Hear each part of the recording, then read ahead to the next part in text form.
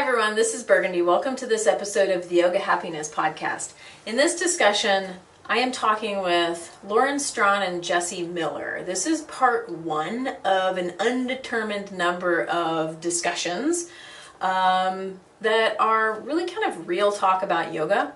In this first discussion, our intention was to discuss introversion, and it sort of led into all sorts of different topics. As you'll find about introverts, we like deep conversations, so we kind of went into a lot of good topics. So we talked about what is yoga, and that's something that we're going to talk more on in later discussions. We talked about what it's like to be a yoga teacher, what it's like to be an introvert who decides to become a yoga teacher. So hopefully you find this helpful and interesting, educational perhaps. If you have any comments, questions, or suggestions for other things that you would like us to talk about, please put those in the comments below, whether you're on YouTube or Patreon, doesn't matter. I'd love to hear your feedback. I hope you enjoy. Okay, so we're talking about introversion. So I think first of all, let's go around and introduce ourselves and then get started. Who wants to start? Introverts? You looked at me. I was looking at people. Oh, it's of the two people in the room. Yeah. Okay. I'm Lauren Strawn. I am a yoga teacher here in Columbus. I've been teaching for 10 years. This is my 10th year. I am also working towards my master's level license in social work. That will be in May. So I am doing kind of like 50-50 teaching yoga and counseling, and that's kind of the direction that I want to go. I self-identify as an introvert, not necessarily because I don't like people, because obviously if I didn't like people, I probably wouldn't be a counselor or a yoga teacher. It's in how I recharge. So if I have 2 hours of being with people, I probably need like 4 hours of not being with people. True. Shoot. Yeah. That is true. So that's really my definition of it, is how I recharge, because I can put on a show like an extrovert, but it's what's behind the scenes that makes me identify that way. Yeah.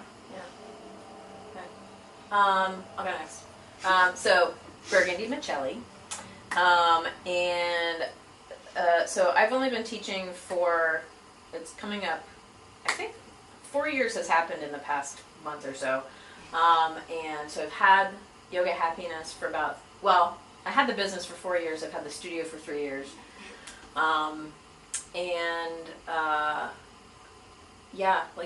It's, I don't know what else to say about that. Like I love yoga and I love teaching, and when I first was thinking about what do I want to do, what's my passion, where do I want to go after corporate life, it's funny because I enjoy teaching people and I like helping people. Mm-hmm. But in general, I don't like people. Yeah. But I like people. I mean, I like individual humans, but overall, humans are sort of disappointing. That's an introvert quality, though. That desire to interact one-on-one or in small groups is going to be more of your introvert trait. I'm interested in all of the things that you're talking about. Yeah. So that's my thing. I think that's all that they're really. I don't like talking about myself. And just own a studio. But go ahead. I just have my own yoga studio in this really sweet building that we're working on. I don't own the building. That's true. You're right. Okay, go. I'm Jesse Miller. I'm a yoga teacher here in Columbus as well. I've been teaching for 4 years too, so we must have went through training the same time. I'm also a occupational therapist, and I work as a certified hand therapist. So I treat orthopedic, shoulder, elbow, wrist, and hand injuries, both from a surgical perspective and from an injury perspective. I'm working that full-time currently, and then slowly transitioning into figuring out how to incorporate yoga more into that. So I just recently went down to 32 hours, which I'm super, super excited about. So I have 8 extra hours a week to dedicate to private sessions and working on workshops and doing small group yoga stuff, which has been so fun and exhilarating, and I feel like it's a passion of mine that's growing even more the more I put myself into that space. So less interested in teaching like a standardized class and more freedom to kind of do whatever I want. So I don't really want to label what I'm teaching. I love restorative, and I'm sharing that, but some of my restorative is like anatomy based, and some of it is flow, and some of it could be like hatha or whatever you want to call it, yin, hatha. There's so many terminologies to throw out there. So just a conglomerate of all of it so that people move and function better. And I think a whole separate conversation on I that. think, We were talking about that. What the hell is yoga? I think that's a whole different conversation that I think we should all have.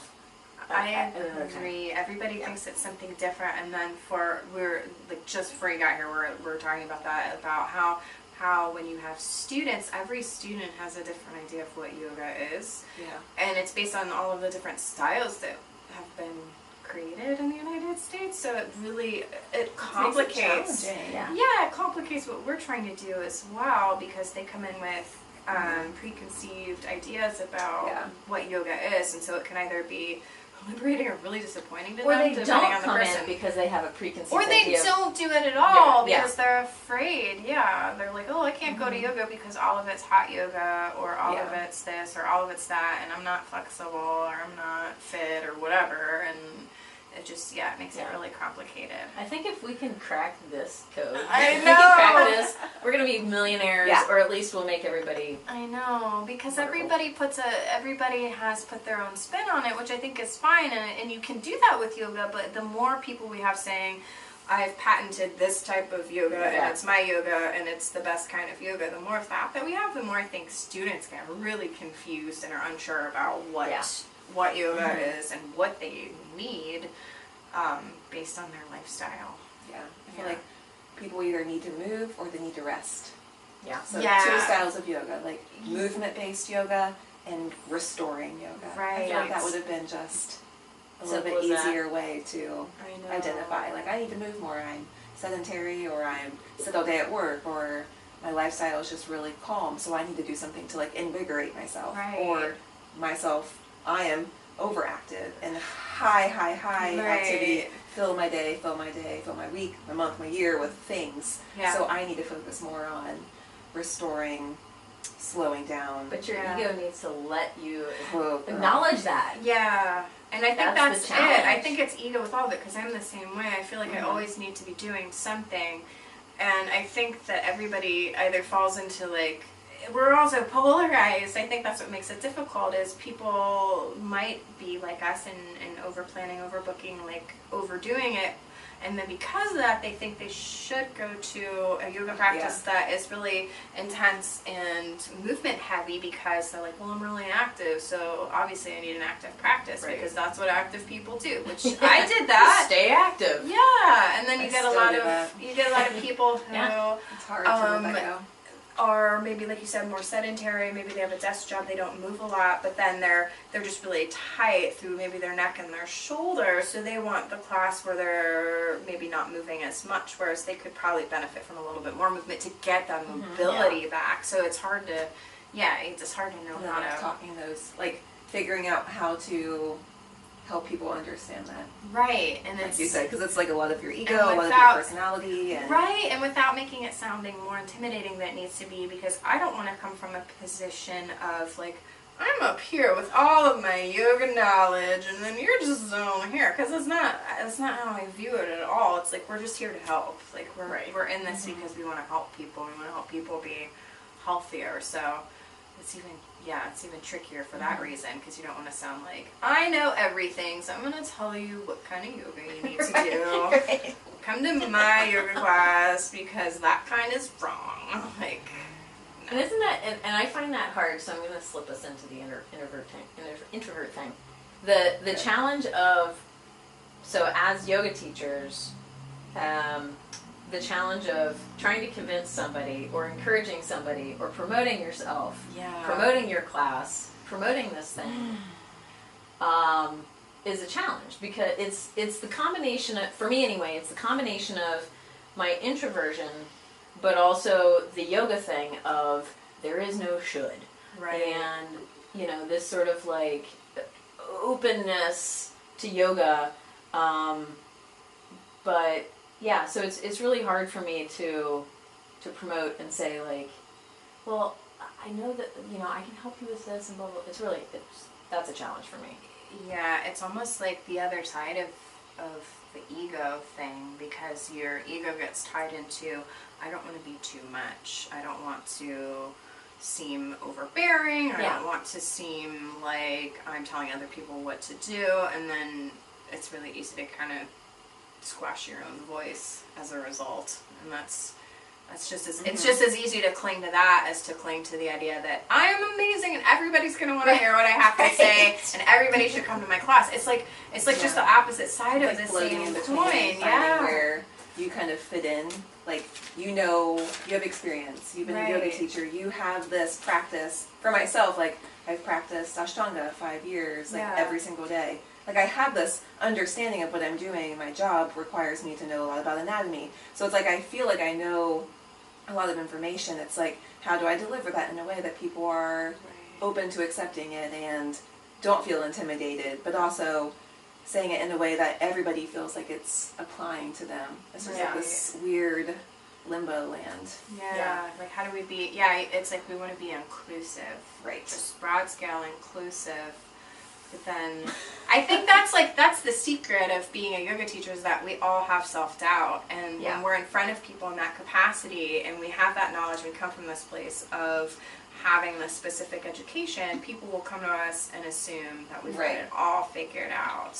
And we're not. And that we're very confident, and we must obviously be confident because we're standing in a room in front of people and we're talking the whole time. In tight pants. In tight pants that, you can't hide in yoga pants. There's nowhere to go. No. So then, that's another piece too. Like, well, what's so great about her? So those messages, I think, will sink in for me too. It's like, should I wear this? Should I not wear this? Which is still ego too. It's like, oh, I shouldn't wear this because I don't want to seem like I am full of myself, which is really weird. So weird. Yeah. I don't know what that's about. I think it's definitely an overthinking thing. Yeah. It's definitely an overthinking thing. It's like we're like worrying too much about not being like the stereotype, I guess. That and not fitting the mold that has somehow been created. Like, we should dress and look this way if we want to share this thing. Right, right. Like, you have to look, like there's a mold that you must fit in to be permitted to speak about yoga. Yeah. It's so weird. I was just talking last night with my friend, and I was like, I hated public speaking in college. Like, I avoided that class like the plague. Like, I didn't even take it. I completely somehow skipped all around it. And now I'm essentially, like, being a yoga teacher is public speaking. It's so interesting. Like, now it's like coming over that, like getting over that fear of sharing information out loud in front of people. It's kind of that same thing, like from a perspective of, like, now we have to talk in front of people. And so your, like, personality and your, like, insides are like, or mine are like, holy crap, like, I start second guessing kind of like everything that's going on in my head, because I'm like, wait, I have to like say this out loud and deliver it in a way that people are like, oh yeah, like, I want to know more about that, or I'm interested in what she's saying, or and so I'm like, how did I get to a place where now I'm just like literally public speaking and all the time. You're also teaching. Yes. So there's a difference between public speaking and teaching. It's both. I think that all the time too. Either of you ever kind of replay a class that you just taught in your head and then think about everything you just said and then go, why did I say this? Why did I do that? They're never going to want to come back, and then just completely talk yourself out of ever doing it again. Because I kind of do, like, pretty much every time. Yep. Especially if I have somebody new in class, it's like, oh, the pressure's on. I have to do it perfectly, and then I'll replay everything I said, like, 20 minutes after. It makes sense, and I'm like, I'm like saying something, and I'm like, wait. Put it back. Take it back in. I'll think about something I said to a student like last month, and I'm like, oh God, why did I do that? And it's not even that bad. It's just like I didn't probably nothing. It was probably the right thing to say, and now you're just, again, we start second guessing ourselves. Oh, and it's terrible. Even when we think back, it might even be something slightly different. Like, we might remember it in a negative way because we felt guilty about the situation, but we might have just said it confidently and obviously, like, probably accurate. Like, we would never say anything to speak like not the right way or whatever. But well said. Right. To speak As I'm in like not the right way. sweating and or whatever. Yeah, no, I'm glad it's not just me. I didn't think it was, but yeah, I talk about this a lot because I somehow have managed to find myself in a place where my closest friends are also introverts. So another piece of that is in like how you communicate. So it's usually more one-on-one, or those are the people you text with more than you talk on the phone with. And I just think it's so interesting that any of us ever go out or do anything together ever. But yeah, it's interesting to notice your friendships with introverts versus extroverts. My extrovert friends will call, or they'll want to meet in person, or they'll want to go to a party. The introvert friends are like, we'll text for the next 5 hours, let's do this. Like I have some friends that I'm like in an ongoing text with at any time of day. But both friendships are equally important and work equally as well. But it's just interesting to see how how our friendships play out with that. So before the camera started rolling, you started talking about the acetylcholine thinger. Let me look up how to pronounce it really quick. Yeah, let's talk about Wait, this. let's get back on topic. So science of introversion. Yeah, so in terms of, I was talking a little bit about, and I don't know if we know this yet, how people become introverts and how people become extroverts, because that's something that I don't think science has figured out, but they have figured out how our brains look in terms of how extrovert brains and how introvert brains work. Extrovert brains are really into dopamine, so they're really into those dopamine receptors, so the reward centers, the pleasure centers. So to be out in a public setting, to be around a lot of people, it's going to release the dopamine for them. Whereas introverts, let me make sure I have the name of it right, because it's a word. Acetylcholine sounds familiar. I'm pretty sure that's what it was. But basically, introverts are seeking more of our parasympathetic nervous system. So the thing that is rest and digest. So not the sympathetic nervous system, which is fight, flight, flee. So a extrovert is going to be more on that sympathetic nervous system side, but they're going to be energized by it. They're not going to feel like one of us might feel if we have too much of that going. Like we're going to feel that adrenaline go, oh shit, I gotta hide, or I'm going to freak out. Whereas an extrovert, they kind of thrive on that. But I believe it is. I'm an introverted extrovert. I really do think I'm both. I get energy from both people and alone time, depending on what my day looks like. But is it but in what context? Because that's the thing. I can't find it right now, but it's acetylcholine. So like What'd you say? I said guide me into.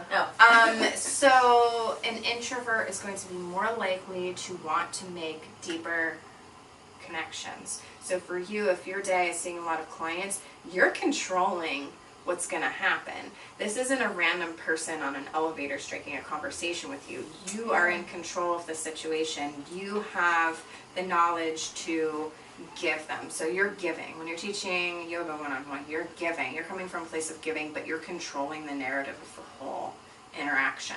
If you were at a party and it was a lot of different people you didn't know, would you feel that same kind of I would throw up. recharge, or if it were say like No, I'd probably like retreat a little bit. Yeah. But I think it's really dependent on, I guess if I know ahead of time that I'm doing something like that, then I wouldn't do very much of that during the day. See, that's perfect. That's exactly. Yeah. So I would like try to modify my day so that I would feel like I guess like build up my reserves for that's interaction. Exactly it. So you're intuitively creating that balance for yourself then. That's, I think, the difference between introversion and extroversion, because in terms of society, we've kind of turned it into extroverts are good and introverts are bad and they're weird and they don't like people. Okay, it's not so necessarily that polarized, but like extroverts are going to be the ones that love people, introverts hate people, but that's not necessarily the case. Introverts, it's just in how you recharge. That's really all it is. So you taking that time off, knowing that that's coming up is like a perfect example of how to navigate it. Or if you know you have 8 back-to-back clients, you don't necessarily schedule a one-on-one yoga thing right after. Change my work schedule to have a whole day off. So I had 2 half days, And after I'd given so much, like they're half days, they're still 6 hours, I'm still treating 8 patients. I didn't have anything else to give. Even after a short recharge, I'm like, okay, I'll give myself an hour and a half, but that's me driving home, changing my clothes, getting into a different mindset, and then trying to find the energy inside of myself to give, because I wouldn't want to give just half of what I, Right. I would want to give as much as I could, like my whole person is going to be in that situation. So that's exactly why I modified that, because it's like at that time, there's nothing else I can give. Right. Even after 3 hours of recharging, I'm like, maybe a friendship conversation. Yeah. Is like, Yes. is what I can tolerate right now. Right. But Right. that's interesting, I guess, in the recharge aspect, like not so defining yourself. Like I also like love people and I love being around people. I love interacting. I have very close relationships with my friends. I agree, like some of my close people want to talk on the phone and some of my close people are more text heavy. I think I would lean more towards texting. But I think it comes from a place of like it's easier, right? It's not so much energy. Like when I'm on the phone, I want to make sure that I'm giving all of my, like I want to react fully and I want to be excited, because that's the type of friend that I am, is like being there and listening and supportive. You can do that from like a text perspective without like draining so much. Yeah, you're protecting your energy. Yeah, because I have a friend that's an extrovert and she will specifically call me because she says, it's easier for me just to call you because I'm just going to get this out verbally. So it's like how you process things or how you. I don't think I've ever said that in my life. It's easier for me to call you. If one of my friends. About when we weren't text messaging. I just never called. I just you didn't just talk on the phone. I very Before rarely talk texting? on the phone. I just Really? didn't talk on the phone. Oh yeah, no. Like growing up, so I grew love up with texting. landlines and phones with corded cords and all phones. that. And so back in the day, when you had to call somebody's house and say, "Hey, is Lauren there?" I would like full body sweat. And so once cell phones came around, and everybody was like, "I know that when I call your phone, I'm getting you." Yes. However, but now I'm like, well, I hope she's not going to pick up if she's busy. So that's why I'd rather So text. this is not an emergency. Like I don't want to. Now calls are like an emergency. Yeah, If I somebody know. calls me, I'm You're like, what's holy wrong? cow! Like Yeah. I need to answer right when Erin now. calls, I'm like, "Are you okay? Hi." You know, in that order. But that's so interesting. Like, how did that?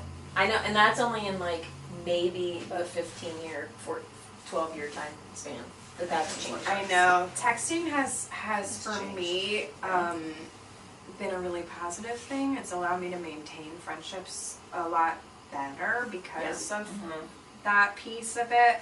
Whereas if it were up to me to stay in contact with friends by phone, I would probably have a really hard I time. think this is a really important conversation, because I think that sometimes people who don't recharge the same way are maybe frustrated or feel like we don't want to be friends. Yeah. You know what I mean? It's like we aren't sometimes like an introvert. I guess maybe I'm an introvert. I still think I'm a mixture, but I think that sometimes people who are extroverted and they get that energy from interaction, if we're not able to give that, they feel like the friendship is not a friendship anymore, or something like, or it's not as strong as you feel like. You're like, oh man, like, well, this is such a deep connection that we have. Right. Maybe the connection feels different because you feel like, wow, this is awesome. Like we can communicate so easily through text message or email, and they need that sort of in-person or verbal communication. So I think it's important to say out loud that just because we don't always communicate that way doesn't mean that we're not interested. Almost all of my life, what I've said was, I don't like females. I don't like women. But I think what I really meant was, like, I prefer women. This is what I've said until right now. I think I've just realized this is, I like women that are more like men in the way that they communicate, in the way that they like relationships. Like, and I think what I mean is, Do you mean directness? well, no, actually, so I had to separate up too. I'm my excited closest to say it out loud. my closest friendships are people that like other than Erin, my best friend is somebody that I don't know the last time I talked to her. It was probably like a month ago. And then we just pick it up. Yeah. And Yeah. So when you get together, it's like... Yeah, as opposed to, like, you didn't call me today, or you didn't text me today, or you didn't, like somebody that wants, like, all that attention. I just can't do that. That's just not my thing. And so I kind of like, that's kind of why I like texting. I kind of like that kind of thing. An introverted friend. Yeah, like I just, that space, like the space in between the texting, the space in between that. And so for me, I guess what I've always I've sort of made women, or females I should say, I've made females these extroverted, very energetic beings that always want my attention right now, and then men are just like, meh, whatever. So you feel like, and so I like women that are more like that, like have more masculine qualities. I get, but that's the thing. It's not really masculine. I think what it is, or maybe masculine energy. But I think it's more extrovert versus introvert. I think it is. That's what I think it is too. Occurred to me. And I think societally, like, we're taught to be like, as women, kind of, especially yoga teachers, like bubbly and really outgoing. And if that doesn't resound, it's not going to work. Like, I couldn't force myself to be bubbly. No. I don't think it would work. I think it would seem inauthentic. But I think a lot of women maybe have felt that push to, like, be really bright, be really bubbly, be really happy, be really, like, kind of like you're describing. And for a lot of my life, I've had people walk by me and say, smile. Oh, that makes me... I've gotten that a lot. So angry too. Like, why are you so sad? I'm like, I'm not sad. Yeah, I'm relaxed. I'm like, this is... because I feel like a smile is an open door to come and, like, talk to me. And I'm like, I don't want you to talk to me. Door's a closed, friend. Like, I'm sitting here. I think I float the line between both of those things. Do you really? Yeah, totally. Like, I actually really love, like, talking to strangers. And if I'm out at the grocery store, like, I am that weird person that, like, randomly just starts talking to somebody in the aisle. You're choosing it. I'm choosing to. You're choosing it. Yeah. So I'm, like, making that effort. Like, if I see somebody, so as my job, like, I make splints for patients. So if you've had, like, a distal radius fracture, or a splint on your hand for shoulder or whatever, for any sort of injury, like, I'm the person that walks up and I'm like, oh my gosh, like, what happened to your arm? Yeah. And they're like, what? Like, why are you asking me these questions? And I'm like, oh, I'm a hand therapist. Like, I would love to know why you're wearing a splint. Like, weird. I just don't have to tell me, I guess, because that's maybe like HIPAA or something. But I'm like, maybe that's Can not I have the your right medical way. history? Right. Can I have your medical record number? But then I also, maybe it's, you're right, maybe it is I'm choosing to expend my energy that way. Anyway. Yeah. So. That control is a huge piece, But I think I've learned it too, because I think up until I started teaching, and not teaching yoga, but prior to this, my day job is I teach doctors and nurses how to use electronic medical records. That's what I've done for almost 20 years. But being able to talk to other people and initiate things like that, I had to learn that. Yeah. But I still go into a training session in a full body sweat. So you posted a meme, and I wrote down all the things on it. So the introvert meme, rainy days, canceled plans, yes, solo activities, recharging, what we've been talking about, deep conversations, daydreaming, text messages, home, introspection. And I'm like, yes to all those things. Yeah. The canceled plans things, big time. I know. I don't know what the deal is with that, but it's so interesting because I feel like with memes like that, more introverts and more people that are maybe just a little bit awkward are kind of like coming out of this closet, and it's kind of like bubbling up to this point where you can openly say these things and other people can say, yes, I'm exactly the same way, and it feels really validating. It's kind of a bummer that it took this long to get to that point, but yeah, I feel like there are a lot more people like that out there.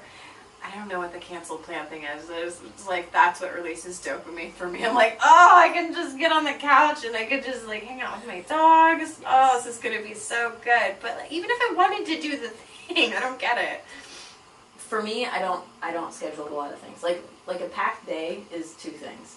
I think that's probably really healthy though. Yeah, I do too. But those I aren't wish I could- necessarily things that I'm like, those aren't job things. That's like anything. Yeah. I really hate scheduling a lot I'm of trying things. to transition to that. I know, I was just thinking the same thing. Like, I don't haven't, do it very well. I haven't either, and I've kind of been conditioned not to because I'm still in grad school, so part of that is an Balancing all of the internship things. and homework and like home life and all those things. So my life has become so hyper structured that when I don't have the structure, I crave the structure. So then I try to plug things in. So I'm really trying to back off of that and work on that now, so that when will change, I think. May rolls around and I'm done, that I'm not like, I suddenly have 6 jobs because I got. That's what I did. Yeah. So it's nice that you're aware. Like, this conversation is really healthy because I didn't do that when I was in grad school. I had 3 jobs. And I went to grad school. And everything was like, okay, from 3 to 4 I have class. From 4 to 8 I'm working. From 8 to 9 I'm doing my homework. From 9 to 8 I'm sleeping, I'm waking up, working out, going to class. Like, and then once that ended, like, I filled all of that again with just things because I couldn't figure out how to let go of some of that structure. Yeah. And I'm just now within like maybe the last year, honestly, since I found like restorative yoga and like found the peace that I can sense within myself without having to do and fill and structure my life. Like, I think it's taken, I've been out of graduate school for 8 years. Yeah. So I think just being aware and mindful that you're feeling those things now and that it's okay to transition some of that out. Like, right now it's necessary to get all of the things done that will get you to the place that you want to be.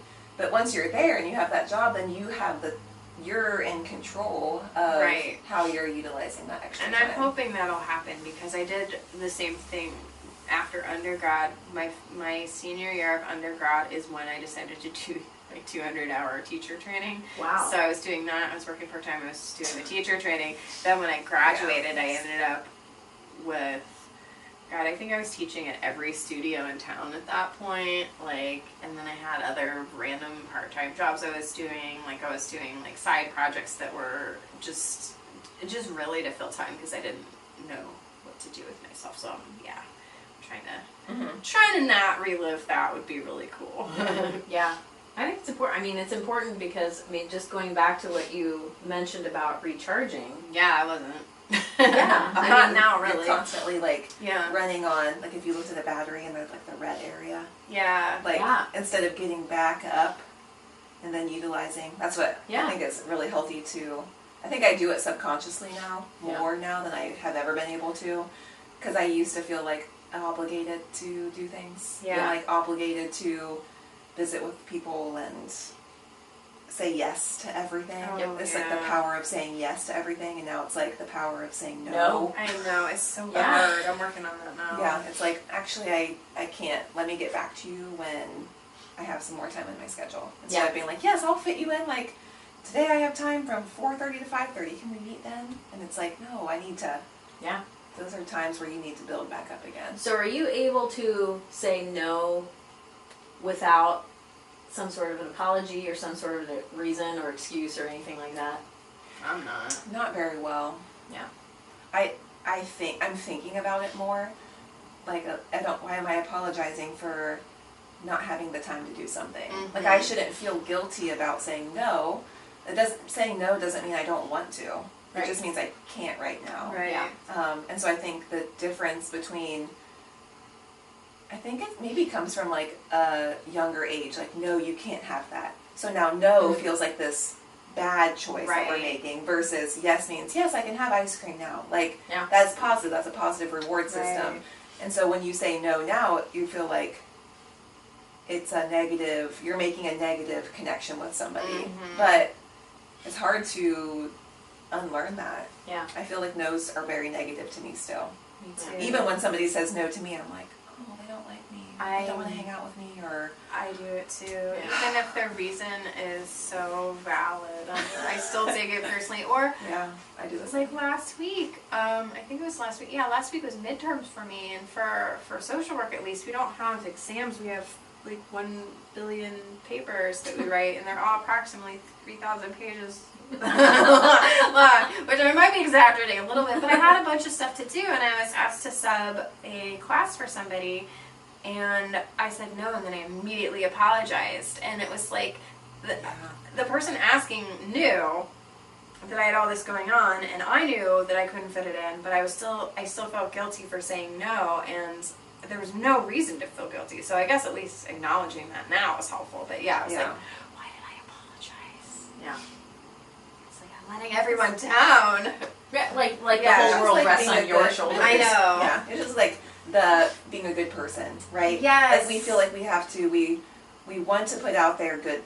We want to share yoga or share happiness or share positive connections, and so when we say no and we feel like we're letting that part of ourselves down, then we feel bad. Nobody else feels bad. They're like, okay, I'll find somebody else. Yeah, Was that person affected? Probably not. No, it wasn't a big and deal. You're like, at all. oh crap, like I really let that person down. Yeah. Now it feels like I should have done that, or And they've just moved on to the next person on the exactly. list. Like, okay, like, can Chrissy sub for me? Can Bob sub for me? Yeah.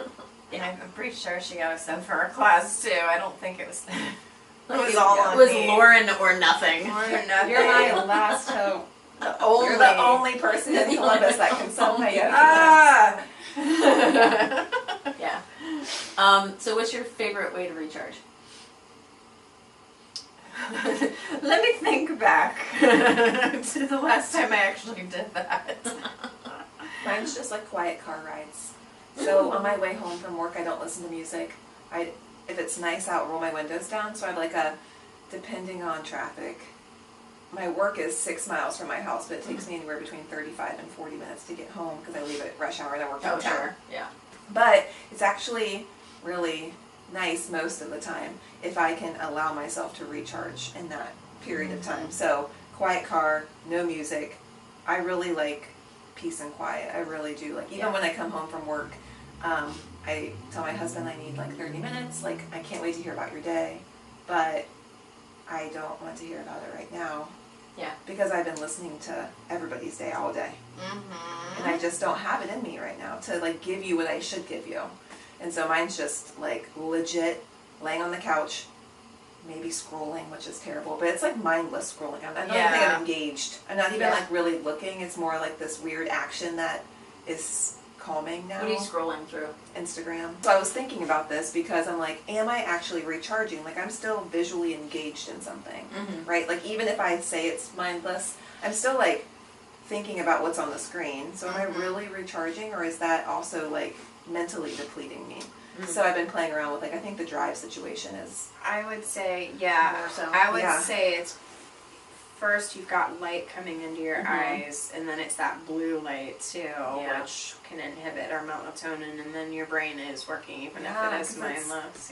You're like all of the scanning. It's like processing, scanning, processing, Yeah. scanning. So that's just tiring, even if we don't physically feel tired. Right. Yeah. It's like that. Mentally. Mentally. There's a big difference for me. I mean, I can mentally exhausted is much more exhausting than physically exhausted for me. Yeah, physically exhausting can almost be really satisfying. Like you're a runner, if you get a really good run and your muscles feel fatigued, and it just feels like it's actually satisfying. Satisfying. And then you might sleep better that night. With mental exhaustion, I feel like sometimes when I'm mentally exhausted, then my sleep suffers. Yeah. Because it's it keeps going. Yeah. Because you can't get away from your head. You know, it's like a toothache. It's like a headache. Like you can't. But you know, if my hip hurts or something, I feel like I can still detach from it. But my head stuff, oh my god, which is why I meditate. Yeah, same. I guess that's my thing. Yeah, meditation I think is my one of my recharging things. Meditating and hiking. Not recharging. Yeah. What, meditating? No, it is work. It's hard. Working. It's hard. I feel it is. I think I guess what's meditation to you? I don't know. Like, well, that's the question. My practice is meditation. So like yoga, like my Ashtanga practice is, I don't really have to think about what I'm doing besides like engaging my muscles and breathing. So that could be nice a meditation. Thing about Ashtanga. I was just gonna say that. It's the sequence. Well, I couldn't that's why I love to Ashtanga. sit here and like meditate. Yeah. I would feel really like anxious. Yeah. because I'd be like, unfortunately, like, what else should I be doing right now? That's why I like restorative practice, because it is like I can utilize it that way. Like I am still slightly moving. I'm still engaged. I'm still like feeling my body and breathing, versus like sitting still is really hard for me. I think this is like next level. Yeah, I think if you're like laying over your bolster, maybe in you're like in Baddha Konasana, you just have your arms out, and you're there for like 10 minutes, I feel like I would count that as just as much. Set a timer just to see how long I could.